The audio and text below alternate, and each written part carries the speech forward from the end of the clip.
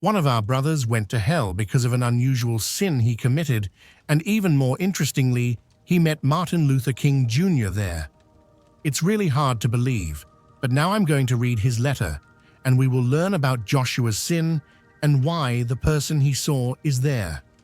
My name is Joshua. I live in Atlanta, Georgia. I'm 52 years old, have a wife and a beautiful daughter, and I'm a retired teacher. It's not easy to explain what happened, but I feel I need to. If I can write to you right now, it's definitely a miracle because a few weeks ago, I was on the brink of death and came back. I never thought this moment would come in my life, or maybe I thought it would someday, but definitely not this early. And what I saw afterward, oh my God, it definitely made me understand some things. That morning was just like any other. I woke up early, made my coffee, I got ready for work, and headed to the school as usual. That day, I didn't have the slightest feeling that anything would be different in my lessons. I taught my students as always and chatted briefly with a few teacher friends during lunch break. Life flows through the little details, and I couldn't even imagine how close I was to death. But that afternoon, suddenly, I felt a pain in my chest. At first, it was a slight pressure, then it turned into increasing pain. I felt everything around me slowing down. I could hear my own breath, but it was getting harder to breathe. I tried to take another step, but my legs refused to carry me. I fell to the ground. I started hearing the voices of my friends around me. A man was shouting, "Call for help!" But at that moment, their voices were drifting away from me, as if the world was slowly moving away. When I closed my eyes, I felt a strange peace inside me, like I was ready to let go, as if everything needed to end. At that moment, I felt myself being pulled into a tunnel. It became dark around me, but I wasn't scared, because in such a moment, you don't really feel anything. I realized I was leaving my body and being dragged somewhere. It felt like I was in another reality, beyond time and space, and I didn't yet know where this reality would lead. In that moment when the meaning of time and space was lost, I found myself rapidly moving through a tunnel. The tunnel was dark, but not an ordinary darkness. It felt like this darkness was swallowing me, yet also dragging me along. There was a heavy weight in the air, making it harder to breathe. Everything was sinking into me. My mind started to blur. I didn't know where I was going, but deep down, I felt this journey was something extraordinary. Then suddenly, the tunnel ended. What I saw in front of me was more of an existence than a landscape. The lake of fire stretched out before me. It was massive, fierce, and like a constantly moving source of energy. The lake was surrounded by black smoke, but it wasn't just smoke. Within the smoke, there were burning souls. Each one seemed lost, being dragged in the lake and then sinking again. My eyes burned. This fire wasn't just physical pain, but a torment that penetrated the depths of the soul. Cries echoed from everywhere. Sounds of weeping and teeth grinding rang in my ears, sending chills down my spine.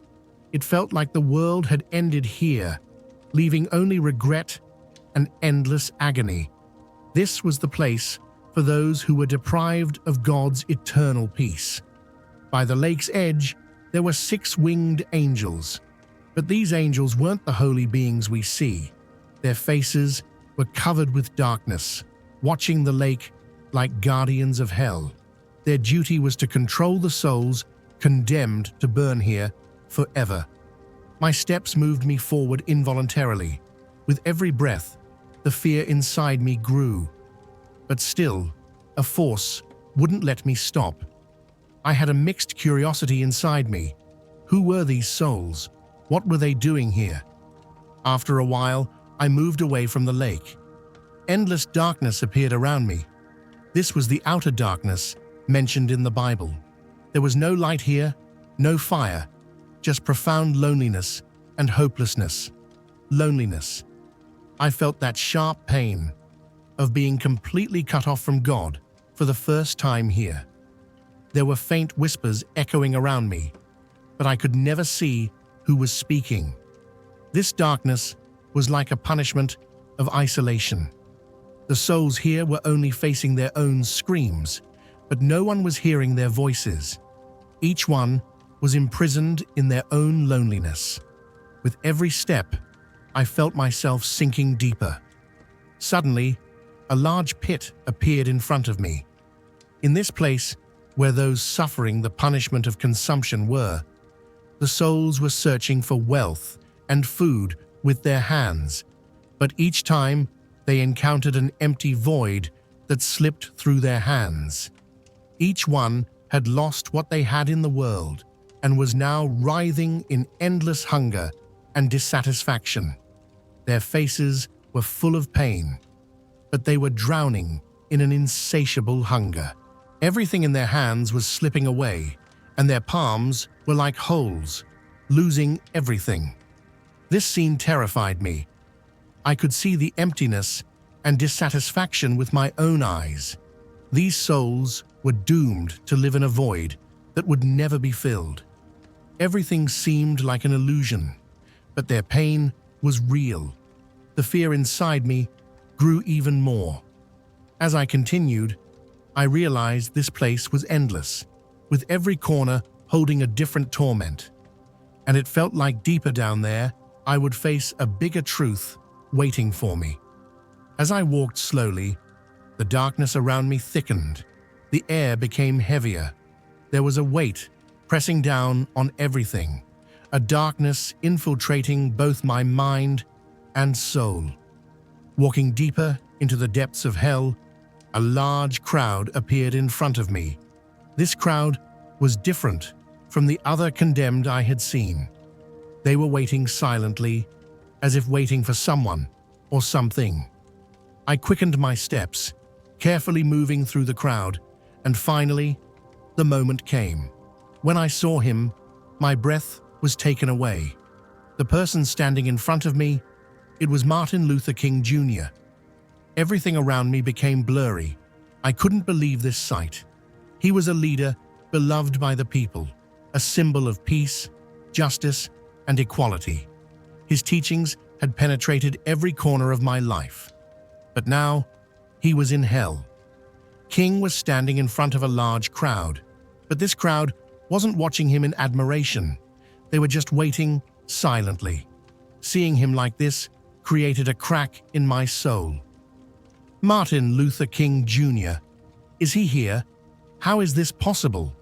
I couldn't believe my eyes. At first, I thought it might be an illusion or a mistaken figure, but his posture, the deep expression on his face, and his empty gaze was screaming the truth to me. King's shoulders were slumped, his gaze fixed on the void. He wasn't the strong leader standing before the people, but rather looked like a tired man. He tried to speak, but no words came out. The silence was saying everything. Thinking back to how I grew up listening to his speeches, his powerful voice that gave hope and ignited spirits. How is this possible? I began to ask myself. I had held tightly to his teachings: equality, justice, peace. These were the values that shaped his life. But seeing him here in hell shook all these beliefs. Why was he here? How could he fall here? These questions kept spinning in my mind, but I couldn't find any answers. Are you surprised to see him here? A voice echoed. Martin Luther King Jr. may have been exalted and respected in the world, but you don't know his hidden sins. You didn't see his contradictions, but I did. My mind blurred. This being was about to show me some truths about King that were hidden in his life. King's image in the eyes of the people was perfect, but I didn't know what was deep inside. Suddenly, an image flashed in my mind. I saw King as a young man. The scene was long before he spoke to large crowds. I noticed the determination and resolve in his eyes.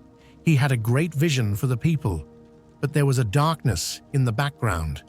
This darkness was hiding behind the stage, but it was growing.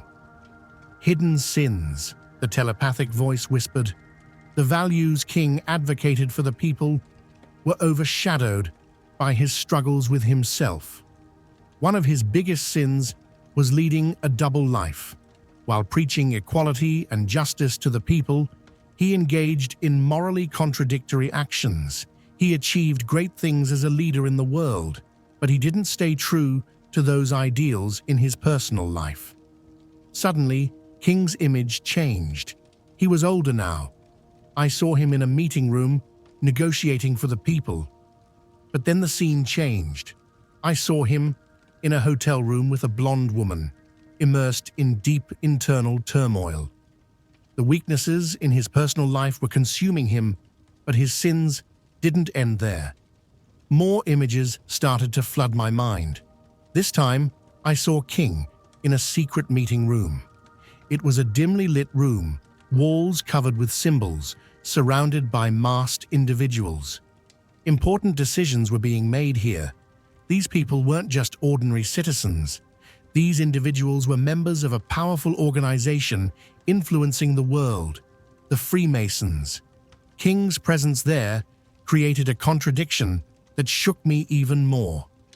The messages of equality, justice, and human rights he preached to the people were shaped under the shadow of deep self-interest and manipulation. The Freemasons were after the power to control the world, and King was part of them. The revered leader in the eyes of the people was here, within a deeper darkness. The strategies set up by the Freemasons seemed aimed at improving society on the surface, but behind the scenes, they served their own interests. King's involvement with the Freemasons showed me another side of him. He thought he would save his people with this organization, the telepathic voice whispered. But this organization turned him into a pawn, serving their own interests. While King secretly maintained his position within the Freemasons, he also reflected their strategies to the people. This was a complete contradiction with the values he advocated. Suddenly, another scene unfolded before my eyes. I saw King in an office. There was a large bag on the table. When the bag was opened, bundles of money spilled out. King was sitting at the desk, quietly taking the money. The telepathic voice clarified this scene even more. He wasn't just a leader. Behind the struggles he presented to the people, he was secretly supported by the money he took. This money was meant to strengthen his own interests and his ties with the organization, rather than justice and equality. King secretly financing himself with this money while hiding behind his people deeply hurt me. These people believed in him, trusted him, but he used that trust for a secret agreement that served his own and the Freemasons' interests. This money was the stain that tainted his fight for freedom, the voice said. He stood before his people as an honest and just leader, but in reality, he walked in darkness, following a deceitful path. This moment revealed one of King's greatest contradictions. He was a symbol of the struggle he fought for the people, but this symbol was overshadowed by secret agreements and interests. His relationship with the Freemasons and the money he secretly took were factors that not only disgraced him in the eyes of his people, but also in the eyes of God.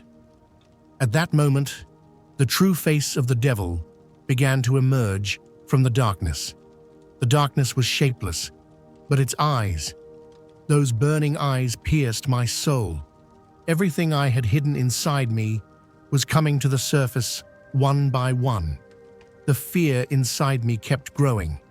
The devil approached me, staring into my soul. "You're no different from them, Joshua. You know what I mean. The reason for the unhappiness at home is you.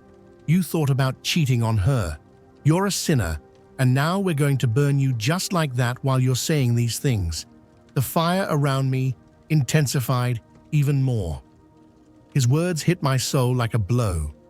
I felt a fire inside me, but this fire was made of pain and regret. The devil's words grew heavier with each passing second, pressing down on my shoulders. I began to think about my own life, my own mistakes. A wave of remorse rose within me.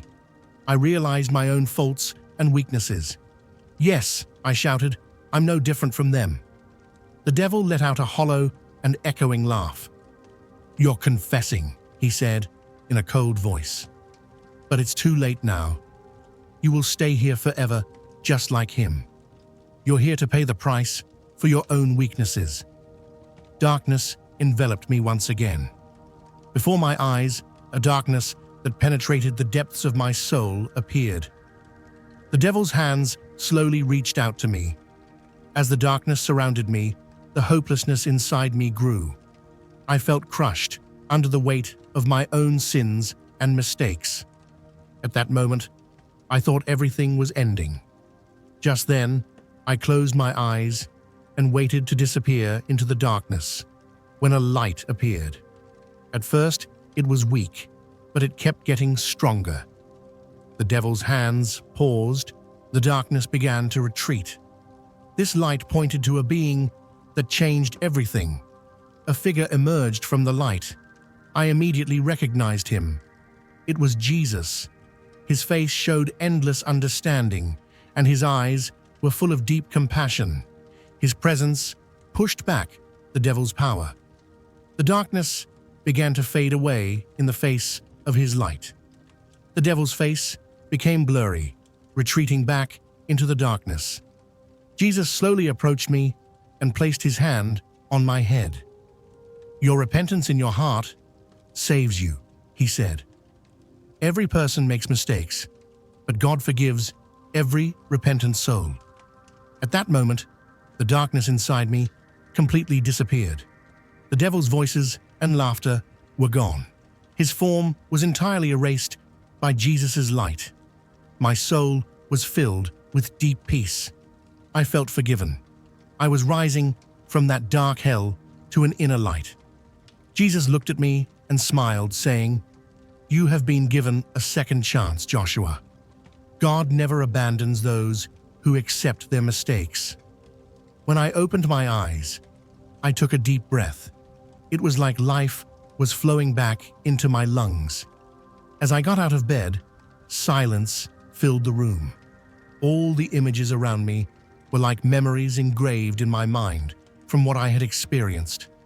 Was it all a dream, or was it real? I don't know, but one thing was certain: I was no longer the same person.